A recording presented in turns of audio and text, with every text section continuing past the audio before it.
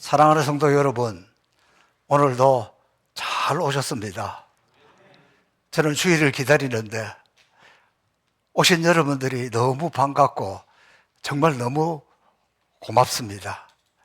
여러분이 있으므로 주님이 이 가운데 함께서 역사하실 것을 생각하니 오늘 오신 여러분에게 또 여러분 한 사람 한 사람에게 하나님의 특별한 은혜가 임하여서 오늘 말씀을 듣는 중에 주님이 여러분을 만지시고 여러분의 기도의 제목이 응답되는 놀라운 축복의 사건들이 일어나시기를 주님의 이름으로 축복합니다. 저는 지난주에 우리 대한예수교 장로회 목사고 씨 이제 시험회 감독관으로 참여를 했습니다. 제가 이번에 조금 놀란 것은 한 10여 년 전에 갔을 때에는 목사고시 응시한 사람들이 1,500 몇십 명이었는데 이번에는 1,000명, 1,010 몇 명인가? 1,000명.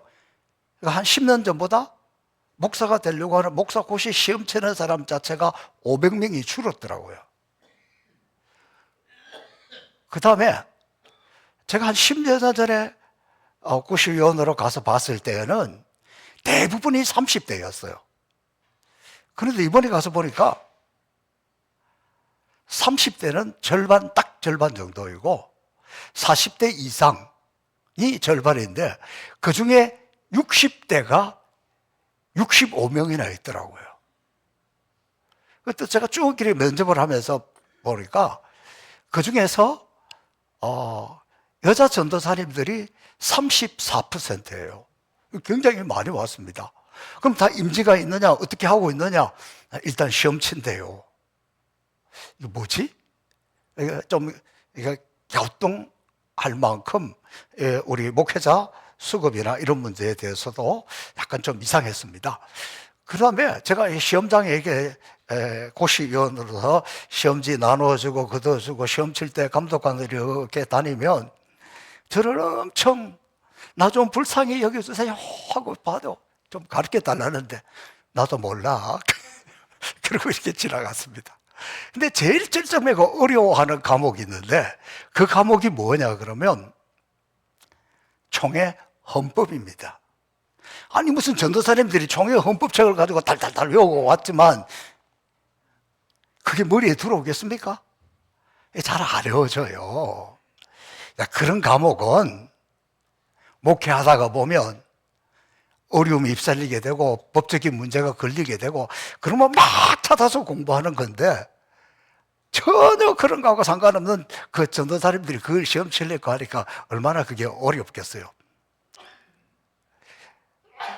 마치 교도소 안에 들어가 보면 재소자들이 자기하고 해당되는 법을 얼마나 연구하고 공부하는지 박사들이에요.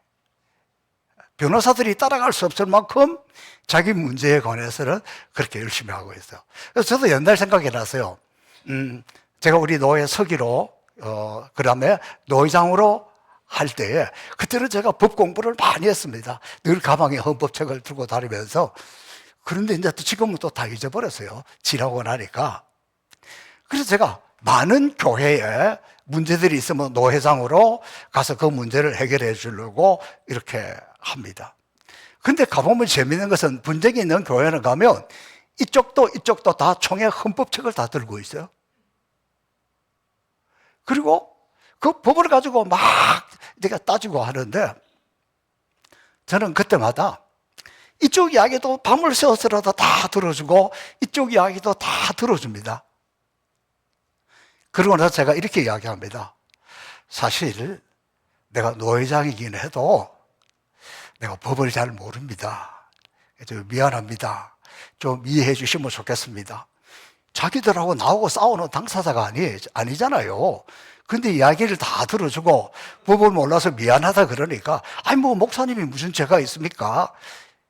다 들어주는 것만으로도 어느 정도 해소가 되더라고요.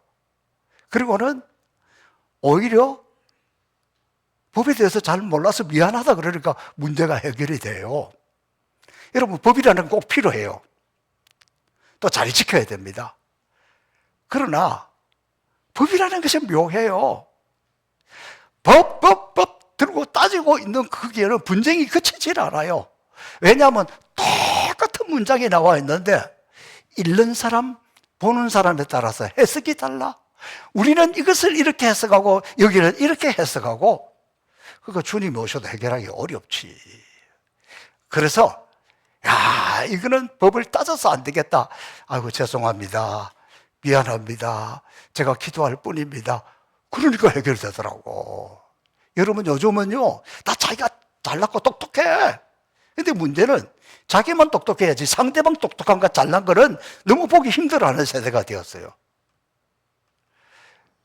제가 그래서 이 똑똑한 사람들에게, 이 법문을 들고 이 날치는 이 사람들에게 제가 그 법조문을 어떻게 해석을 합니까? 이렇게 해석하면 여기서, 또 저렇게 해석하면 여기서 반대인데, 그냥 제가 잘 몰라서 죄송합니다 그러니까 해결되더라고. 그래서 주님이 말씀하시기를 누구든지 다른 사람을 나보다 각각 낮게 여기라. 그리고 겸손하니까 하나님의 은혜를 입혀주시고 그런 대부분의 문제들이 해결되는 것을 보았습니다. 오늘 살아가는 우리 삶 속에 내가 이 목사고시 치는 이 전도사들이 그 법, 아이고 그거 아마 시험 쳐봐야 돌아서면 잊어버릴 텐데, 그 생각하면서 제가 이런 생각들을 좀 해봤습니다. 자, 오늘 본문은 첫 번째 시작이 엘리사가 이렇게 이야기해요. 엘리사가 주어입니다. 엘리사가 주인공이라는 이야기죠. 그죠? 자, 이 엘리사에 관한 이야기입니다. 그런데 엘리사가 전에 다시 아들을 살려준 그 여인에 관한 이야기를 하고 있는데, 결국 이 사건은 엘리사를 통한 기적이라는 것을 말해주고 있습니다. 엘리사의 생애에 대해서 지금 계속해서 말씀을 나누고 연구하고 있는데, 이렇게 살펴보니까 엘리사가 갑절의 영감을 받은 후에 일어난 사건들을 제가 오늘 17번째 하고 있습니다. 그러고 보니까 엘리사의 생애는 그 삶 자체가, 그가 행하는 모든 일이 다 기적이에요. 다 기적. 하나님의 사람들이 살아오는 것은 그럼 하나, 발자국 하나가 다 기적이라는 것입니다. 그리고 여러분, 성경에서 기적의 사건을 빼고 나면 뭐가 남겠습니까? 그만큼 이 기적이라는 것은, 또 하나님의 역사, 주님의 역사가 기적이라는 것은 우리에게 중요하다는 거예요. 이것은 또한 오늘을 살아가는 우리들에게도, 우리가 정말 하나님의 자녀라면 우리 모두는 기적을 체험하는 것이 당연하고 기적 속에 살아야 된다. 은혜 속에 살아야 된다. 그 은혜가 마땅히 우리에게 임해야 되고 그 은혜를 매일 맛보면서 그 은혜 속에 그 기적들을 날마다 체험하면서 살아가는 것이 그리스도인들이다 하는 것을 이야기하고 있습니다. 자, 오늘 이 본문에 등장하는 중요한 여인은 수넴 여인이잖아요. 수넴이라는 것은 지명 이름입니다. 이 수넴이라는 땅은 나인성에서 한 9km 정도 떨어져 있고, 여기를 지나서 이제 갈멜산으로 가는 길목입니다. 엘리사가 제일 많이 걷는 곳이 어디입니까? 갈멜산. 하나님 만나는 곳, 기도하는 곳이잖아요. 그러니까 엘리야, 이 선지자들이 지나가는 길목에 있었다는 거예요. 이 여인이 무엇이 잘나서 성경에 이렇게 많이 기록되어 있느냐 그러면, 이 여인이 엘리사가 지나가는 모습을 보면서 이는 하나님의 사람이라는 것을 알아차렸습니다. 이게 중요한 거예요. 알아야지. 그리고는 하나님의 선지자가 지나간다? 하나님의 선지자가 우리 집 앞을 지나가는데 그냥 보낼 수 없지? 자기 집에 불러서 식사를 대접하고 잘 섬기고 잘 쉬게 했습니다. 계속 그렇게 하다가 보니까 섬기는 사람은 더 잘 섬기게 되고, 어떻게 더 잘 섬길 건지 연구하게 됩니다. 자기 남편에게 이야기합니다. 아니, 우리 집 앞에 이 엘리사 선지자가 늘 이렇게 갈멜산 갈 때마다 지나가서 우리가 식사 대접을 잘하고 있는데, 이렇게 자주 지나가는데 이러지 말고 우리 집에다가 다락에다가 게스트하우스를 하나 만들자. 그래서 거기에다가 책상도 있고 촛대도 있고 침대도 있고, 그래서 이 엘리사 선지자가 지나가다가 여기에서 마음껏 쉬고 기도하고 연구하고 그렇게 하도록 우리가 해주자. 남편이 그랬겠죠. 알아서 하시오. 알아서 했어요. 근데 이 알아서 하라는 말이요, 제가 이해하는 거하고 다르다고. 제 친구 목사가 대구 출신인데 충청도 가서 목회를 했습니다. 당회를 하는데 장로님들이 알아서 하세요 그러더라고. 알아서 했대요. 그런데 알아서 하라는 것이 알아서 한다고 하는 그게 아니더라는 거예요. 그러니까 결국 못하고 나왔는데, 이 말은 그 남편이 그런 뜻은 아니겠지만 동의해 주어서 그렇게 게스트룸을 이렇게 만들어서 선지자를 잘 대접했습니다. 그럼 엘리사 선지자 입장에서 어떻게 했어요? 사람은 누구든지 나한테 잘하는 사람이 좋아요. 다른 사람이 그 인간이 어쩌저쩌고 해도 그 사람이 나한테 잘하면 기도하면 안 듣는다니까? 나한테 잘하는 사람이 좋은 거예요. 안 그래요? 저만 그래요? 여러분 표정을 보니까 알 수가 없네. 아무튼 저는 뭐 나한테 잘하는 사람이 좋더라고. 나한테 잘하는 사람은 나도 잘하고 싶은 거예요. 인지상정이에요. 그러니까 이 엘리사가 자기한테 그렇게 극진히 잘하니까 자기도 뭐 좀 잘하고 싶잖아요. 그렇게 게하시한테 불러서 이야기합니다. 야, 이 집에 뭐가 필요한지 가서 물어봐. 그랬더니 이 집은 먹고 살만해요. 소위 말하면 당시의 부자예요. 잘 사는 사람이에요. 그래서 뭐 관직을 줄까, 뭘 줄까, 어떻게 해줄까 이렇게 물어보니까 아니야. 우리는 지금 이거에도 너무 만족하고 지금 이거에도 너무 감사하니까 괜찮습니다. 좀 사양을 합니다. 사양하면 어떻게? 더 해주고 싶잖아요. 다시 불러가지고 게하시를 불러서 이야기합니다. 야, 그렇게 사양을 하니 어떻게 하면 좋냐? 그래도 내가 뭔가 보다보고 싶다. 네가 가서 한번 잘 자세히 살펴서 한번 알아보고 오너라. 그랬더니 게하시에 가서 딱 살펴보니까 이 집에 남편은 나이가 많고 이 집에 아직 아이가 없는 거예요. 그걸 딱 보고 하니까 엘리사 선지자가 그래야 잘 됐다. 그를 불러오라. 그 선지자님 저를 부르셨습니까? 당신이 내년 이맘때에 아들을 안고 있으리라.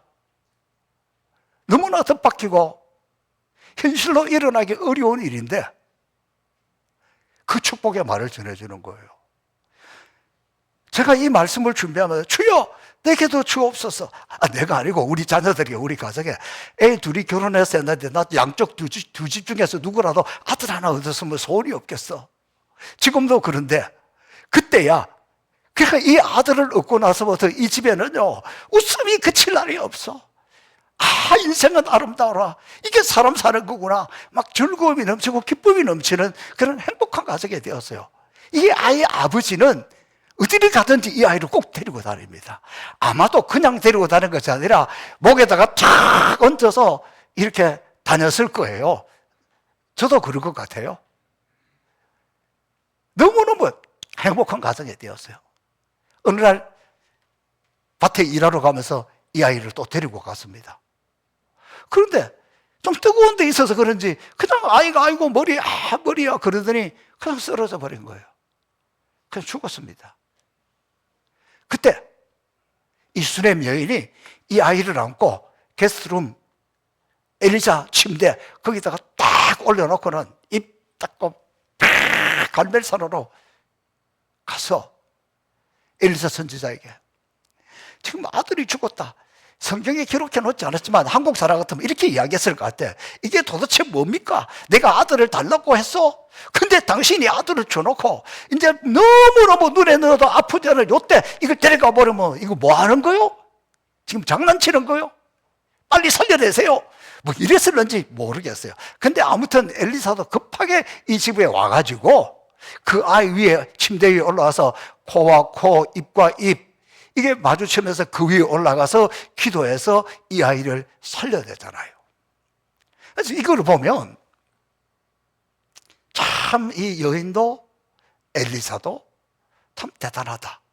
엘리사는 연속적인 기적을 행하고 다녔고 이 수넴 여인은 기적을 체험하고 또 기적을 체험하고 아무도 상상할 수 없는 것도 포기하지 않고 아들이 죽었는데도 달려가서 또 기도해서 또 아들을 얻고 살려내고 이런 기적을 연속적으로 체험하고 있잖아요. 이 사람에게 오늘은 엘리사 선지자가 지금 하나님의 심판이 임한다. 이 백성들이 하나님을 섬기지 않고 우상을 섬기고 있어서 하나님이 먼저 이 땅을 심판하시는데 이 땅에 7년 동안 기근이 올 것이야. 그러니까 너는 빨리 네가 지낼 만한 곳을 찾아서 내려가서 7년 동안 이 기근을 피하고 오라. 여러분, 이 이야기를, 이 말을 이 여인에게만 했겠습니까? 아마도 그렇지 않았을까요? 여러 사람에게 이야기하지 않았을까요? 엘리사가? 자, 이 수넴 여인 입장에서 생각해 보세요. 수넴 여인은 잘 살아요. 당시 부자였어요. 부족한 것도 없었어요. 아쉬운 것도 없어요. 이 아이 데리고 자네게 너무 즐겁고 재밌어. 햇빛은 쨍쨍 모리하는 반짝반짝 하면서 인생도 아름답고 그때 당시에 아직 기근이 오지도 않았어. 그런데 그것을 다 데려놓고 7년 동안 어디 가서 좀 피해 있어라? 만약에 한 1년 정도 살아보고 기근이 와서 안 되겠다 싶으면 그때 내려가도 되잖아요. 그가 가지고 있는 거 다 그냥 두고 내려간다는 게 쉽겠습니까? 그런데 이 수넴 여인은 엘리사, 하나님의 종이 한 말씀을 하나님의 말씀으로 받고 그걸 다 두고 내려갑니다. 어디로 내려갔느냐? 오늘 성경에는 블레셋이라는 거예요. 여러분, 블레셋이라는 지역은요, 땅이 아주 기름진 곳이에요. 그리고 이 사람은 지금까지 하는 걸로 봐서 어디 가서라도 잘 적응할 사람이잖아요. 그러니까 이 블레셋에 가서도 잘 적응하고 잘 살았을 거예요. 7년이면요, 어느 정도 자리도 다 잡았고 이제 거기 다른 데 가지 않아도 거기서도 잘 살 수 있어요. 그런데 딱 7년이 되자 정리하고 바로 돌아옵니다. 왜 그럴까요? 아무리 블레셋 땅이 기름지고 좋다고 하더라도 거기는 우상 섬기는 지역이잖아요. 거기는 하나님께 드리는 예배가 없잖아요. 그래서 그는 하나님 앞에 제사 드릴 수 있는 곳, 하나님 앞에 예배 드릴 수 있는 곳, 그것을 향해서 7년 싹 무시하고 그냥 따라오는 거예요. 떠나오는 거예요.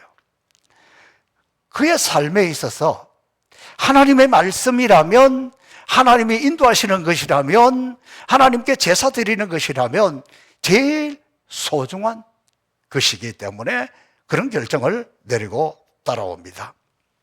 여러분, 오늘 우리는 예배 드리는 것이 우리 삶에 얼마나 중요하다는 것을 알아야 되고, 우리는 한 주간 한 주간 하나님 앞에 신령과 진정으로 예배 드리는 것, 그것을 위해서라면 때로 포기할 것은 포기할 줄도 알아야 된다는 거예요. 아무리 좋아도 예배에 집중할 수 없는 곳이라면, 예배에 집중할 수 없는 일이라면 연연하면 안 된다. 때로는 포기할 수도 있어야 된다. 그것은 교회 왔다 갔다 하는 교회 생활이 중요한 것이 아니라 하나님 앞에 신령과 진정으로 예배를 드리고, 예배를 통해서 기름 부으심을 입고, 예배를 통해서 은혜를 입고, 예배를 통해서 주님과의 교제하는 것, 그것이 그만큼 중요하다는 것입니다. 제가 목회하면서 참 안타까울 때가 있어요. 어떤 분은 이렇게 이야기하더라고요. 나야 아무 데나 가서 예배 드리면 어때? 당신은 어떤지 몰라도 하나님은 괜찮지 않습니다. 그러나 이 수넴 여인은 내 기도하는 한 시간, 내 예배하는 한 시간이 그의 인생의 가장 소중한 가치였고, 그래서 때로는 여기서도 떠나야 되면 떠나고 저기서도 떠나야 되면 떠나는 이런 사람이었습니다. 하나님을 향한 이런 결단, 예배를 향한 이런 사모하는 마음, 거기에 그의 영이 살고 또 영적 회복이 일어나서 늘 하나님의 은혜 속에 살았다는 거예요. 그렇게 하나님의 은혜를 따라 움직이면 그의 나머지 모든 것은 형통의 길로 하나님이 인도하신다는 것입니다. 이것은 수넴 여인을 통해서 우리가 분명하게 알 수 있습니다. 자, 7년이 지나서 고향으로 돌아왔습니다. 이미 고향에 자기의 모든 땅 다른 사람이 다 차지하고 농사 짓고 있었습니다. 많은 경우에 그때 당시에 7년을 비우고 왔으니까 뭐 하나님이 뭔가는 예배해 놓으셨겠다 생각은 하지만 뭐 다른 사람이 하고 있는 걸 어떻게 하겠어요? 포기할 수도 있었을 텐데 이 여인은 포기하지 않고 왕에게 찾아갑니다. 은혜 받으면 담대해져요. 하나님의 영이 임하면 담대해져요. 왕에게 딱 찾아갑니다. 자, 하필이면 바로 그때에 왕과 게하시가 이 수넴 여인에 관해서 이야기를 하고 있었다니까. 뭘까요? 4절 말씀 읽어봅니다. 시작.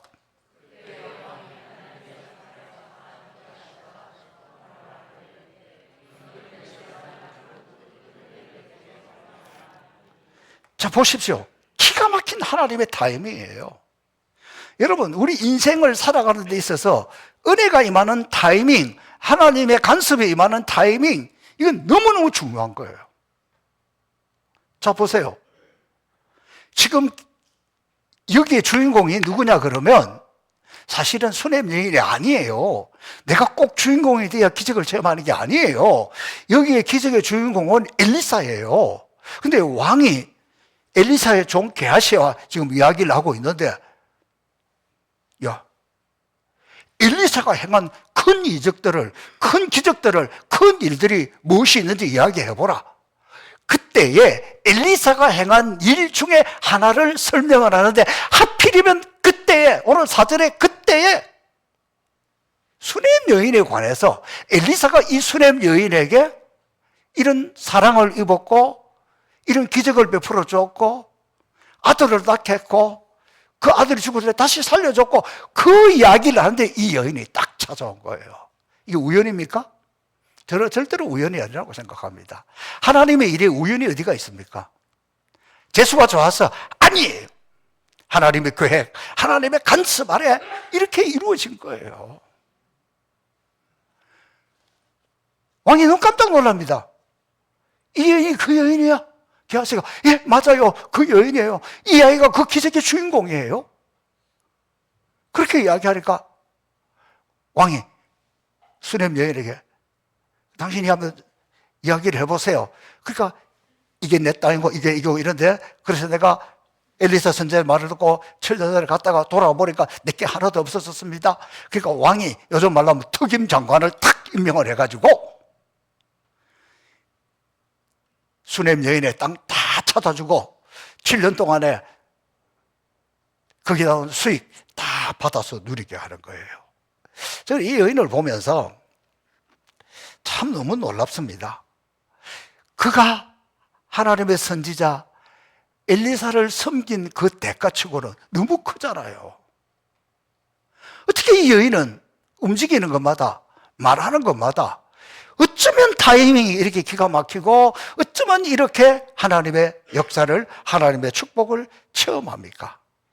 참 저는 이 기적을 통해서 하나님은 은밀한 중에 있는 우리의 삶을 자세히 살피고 채우시고 도와주시는 분이시구나.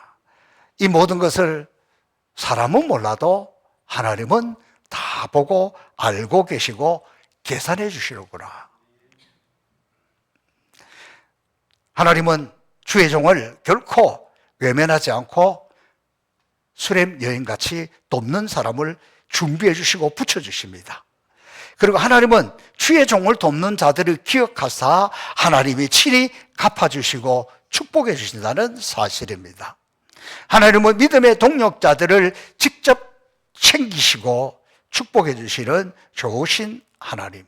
그리고 이 하나님의 역사는, 이 하나님의 이 아름다운 축복은 이분이 움직이는 것마다, 이분이 살아가는 그때마다 하나님의 은혜가 쏟아지고 또 쏟아지는 이 모습은 너무너무 감탄할 만큼 아름답고 멋집니다.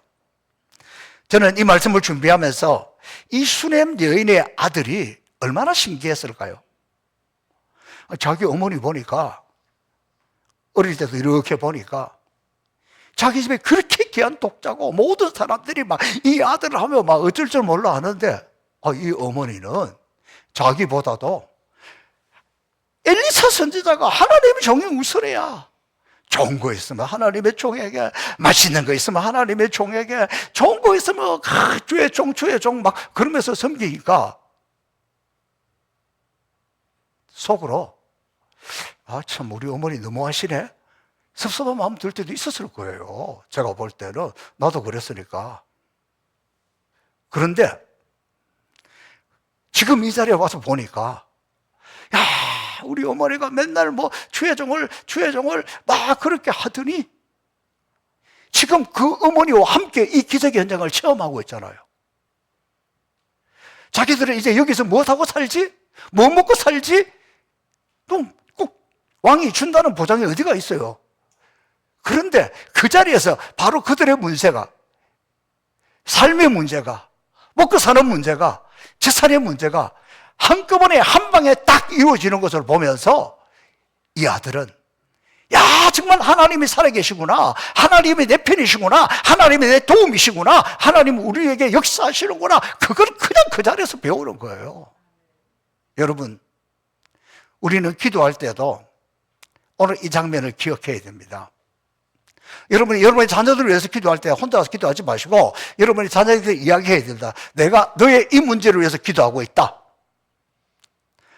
보통 때 그냥 기도해야지 지나가는 거하고, 자녀들에게 내가 너의 이런 문제를 위해서 내가 집중적으로 기도하고 있다, 내가 하루에 한 끼 금식하면서 기도하고 있다, 내가 시간을 정해서 기도하고 있다, 그러면 기도의 질이 달라져요. 집중력이 달라져요. 그러면 어느 날 그것이 이루어졌을 때 진짜네? 한 번, 두 번 쌓여보세요. 내가 우리 어머니 기도로 살아왔구나. 모르겠으면 저를 보세요. 제가 그렇다니까. 부모라면 하나님의 기적을, 하나님의 응답을 내가 받는 것도 중요하지만 우리의 자녀들이, 우리 이웃이 직접 보는 것, 이것도 너무너무 중요한 일이에요. 저는 목회자이기 때문에 이 본문의 기적의 현장이 너무 생생하게 느껴집니다. 수넴 여인이 엘리사를 잘 섬기는 것도 너무 귀합니다. 그런데 그보다도 더 엘리사가 이 수넴 여인을 끝까지 챙기고 또 챙기는 이 모습이, 내가 우리 성도들을 끝없이 챙겨야 되고 이들을 위해서 기도해야 되겠구나. 진짜예요. 제가 어제도요, 우리 윤성희 권사님이 혼자서 와서 예배당 청소를 다 하더라고. 뭔가를 해주고 싶었는데 좀 그래. 그래서 내가 갈 때 저 밭에 고추 열려 있으니까 그 고추라도 따서 가라고. 맛있게 드셨습니까? 그게 그 마음이에요. 이 말씀을 준비하는 중에 봤으니까 잘하고 싶지 않겠어요? 혼자 와가지고 막 청소하고 있는데? 모르시구나. 그게 그래요. 자, 주의 종 엘리사는 자기 양떼가 하나님의 축복을 받는 중에 더 받게 하고 기적을 체험하는 중에 더 기적을 체험하도록 이끌어가는 그 모습이 저에게는 너무 멋져 보입니다. 제가 목회하면서 가장 행복한 때가 언제나 그러면, 제가 여러 명 주례를 해 주었는데 특별히 주례를 해주면 좀 책임감을 느껴요. 책임감을. 그래서 기도하게 돼 있어요. 보는 게 남달라요. 제가 주례해 준 분들 여럿이 있지만 좀 시간상 대표적으로 한 가정을 이야기하면 우리 정식정 집사님, 박소영 집사님 가정입니다. 제가 아주 젊었을 때 주례를 해줬잖아요. 그러니까 그 첫 딸 수연이가 태어날 때, 임신했다 그랬을 때 너무 좋더라고. 그리고 그 아이가 태어났을 때 너무 감사하고, 그 아이를 안고 여기 와서 처음 와서 기도해 줄 때 그 감격스러움은 이루 말할 수 없습니다. 근데 조금 있다가 또 배가 불렀어요. 또 이제 두 번째는 재훈이 아들을 얻었으니까 100점, 200점이잖아요. 200점. 얼마나 마음이 좋은지 몰라요. 또 얘가 축구 선수예요. 축구만 잘하는 것이 아니라 공부도 잘한대. 근데 보니까 너무 비쩍 말랐어. 그래서 내가 한 번은 언제인지 모르겠는데 내가 얘한테 카톡으로 용돈을 보내줬어요. 용돈을 보내줬더니까 이게 나이가 어려가지고 그걸 못 받는다고 막 연구를 했는데 안 된다고 연락이 와서 다시 보내준 기억이 있어요. 제가 오늘 이 설교를 준비하면서 그 생각이 들어갔어요. 이렇게 말만 하면 안 되지. 정시창 집사님, 요 예배 끝나고 밥 먹을 때 애들이 데리고 왔어요. 이렇게 이야기했으면 용돈도 줘야 돼. 내가 오늘 용돈 줄 테니까 점심 먹을 때 꼭 데리고 오세요. 그게 기쁨이에요. 그리고 생명의 생사 기로에 있을 때 함께 기도하고 함께 살아났던 사람. 뭐 대표적으로 우리 김문현 장로님 같은 경우죠. 우간다 선교지 갔다 와서 감기인 줄 알았는데 시름시름하다 나중에 병이 깊어져서 가보니까 말라리아로 투석까지 하게 되었어요. 저는 그 중환자실에서 투석하고 있던 그때 우리 먼저 가신 우상길 장로님 하신 이야기가 아직도 생생해요. 목사님, 김 장로 사람 되기 틀렸지요? 못 살겠지요? 그 이야기잖아요. 제 인생에 그때 기도가 가장 깊이 하고 그때 기도가 가장 집중적이었고 그때 기도 가장 열심히 했습니다. 왜? 장로님 사는 것도 사는 거지만 내 목회가 거기에 달렸어. 선교가 거기에 달려서 죽었으면 그 다음에 목회고 선교가 다 힘들었을지도 몰라. 살아서 고마운 거예요. 장모님 살아서 고마워요. 살아서 고맙다니까. 그 다음에 제가 여러 번 간증했지만 우리 강원순 권사님 모내기철에 돌아가시게 되어서 집에 모시고 와서 장례식을 치러야 되는데 모내기 끝나고 하려고 일산 보건병원에 입원했다가 그때로부터 살아나가지고 명예권사 직분도 받고 아마도 한 15년 이상 더 살다 가셨을 거예요. 그분뿐만 아니에요. 또 우리 여기 노름에 김경래 명예권사님이 있었는데 이분은 신앙생활을 오래 했는데 직분이 없더라고요. 근데 어느 날 병원에 입원했다서 가보니까 머리를 붕대로 칭칭 감고 있어요. 뇌출혈, 뇌 이상이 생겨가지고 수술했다는 거예요. 수술했는데 좀 말짱하긴 했어요. 그래서 제가 그때 이야기했어요. 우리 강원순 권사님처럼 퇴원하면 내 집사직분을 줄 테니까 이분은 와가지고 집사직분 받고 그 다음에 명예권사 받아서 잘 사시다가 천국 갔다니까. 이런 분들을 잊을 수가 없어요. 우리 김동일 집사님도 이 암 죽음의 문턱에서 지금 사신결단하고 기도하고 신앙생활하고 있잖아요. 여러분은 어떻게 보는지 모르겠지만 저는 지금까지 살아있는 것이 기적이고 은혜입니다. 매 주일, 지금도 오늘도 예배 마치면 뒤에서 기도할 거고 매 심야 기도 때마다 우리 장로님들하고 다 나와서 안수 기도해요. 그런데 이분도 나도 서리집사 한번 됐으면 소원이 없겠다. 서리집사 한자 됐어요. 그럼 저는 지금 어떻게 기도하고 있느냐 그러면 하나님 안수집사도 되고 장로도 되고 그 모습 한번 보고 싶습니다. 저는 그렇게 기도할 뿐이에요. 역사하시리는 하나님이지만 이렇게 친밀함. 저는 지난주일 화목축제 끝나고 얼마나 감사한지 모릅니다. 화목축제 끝나고 감사한 일들이 이어졌습니다.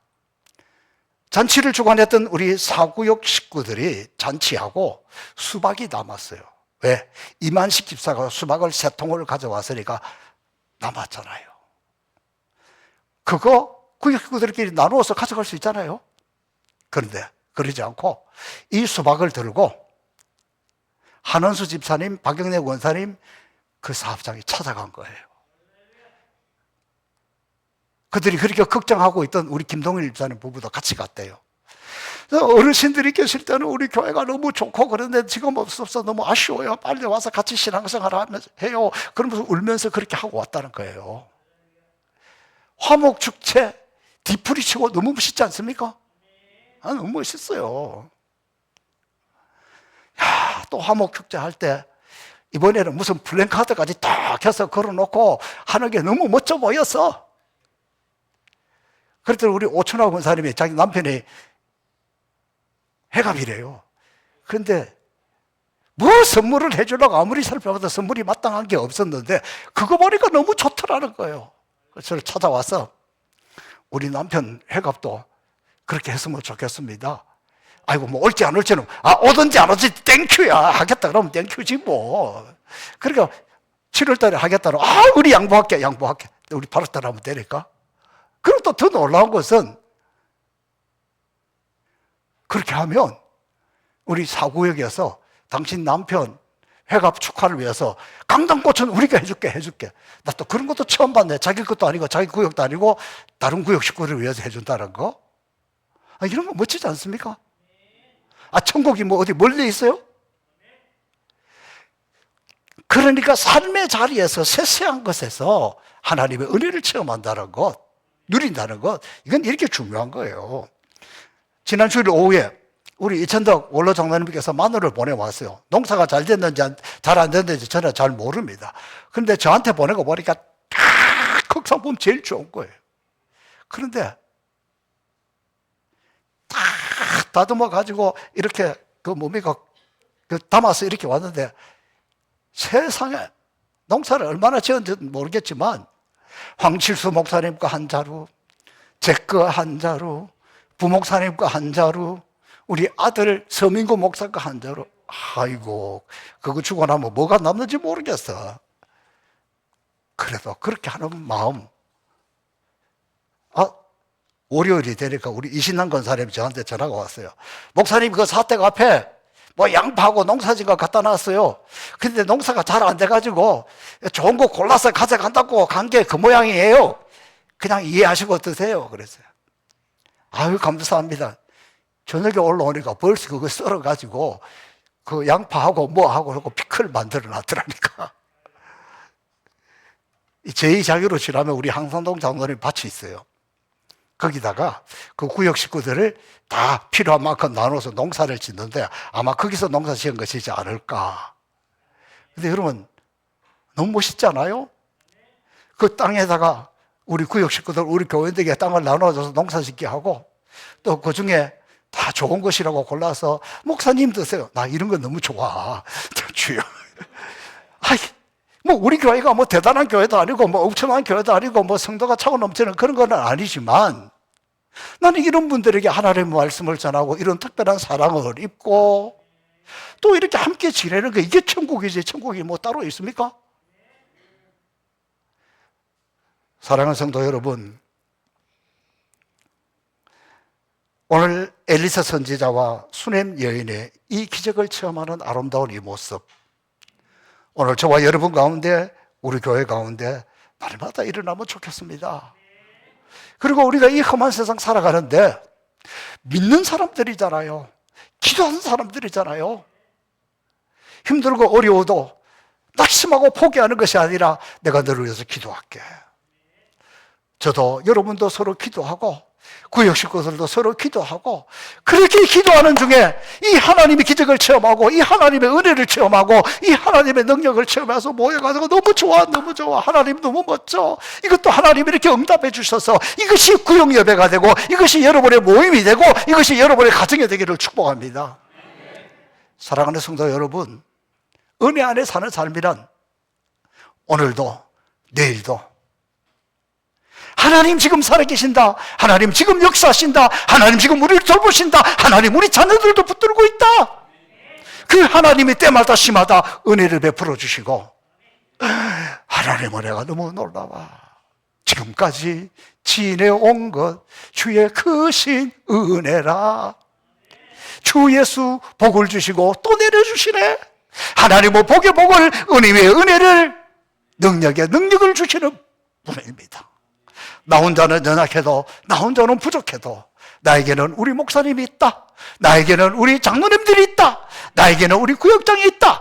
그러면서 이 땅에 살아가는 동안 외롭거나 쓸쓸하거나 세상에 아무도 없어 나 혼자 아니야.